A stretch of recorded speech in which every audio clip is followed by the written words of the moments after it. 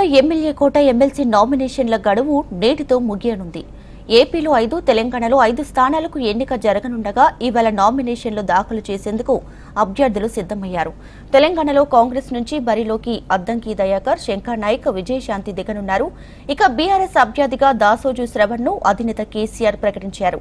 అలాగే సిపిఐ నుంచి నెల్లికంటి సత్యం పోటీ చేయనుండగా అభ్యర్థులంతా ఇవాళ నామినేషన్లు దాఖలు చేయనున్నట్లు ఆయా పార్టీ వర్గాలు తెలిపాయి.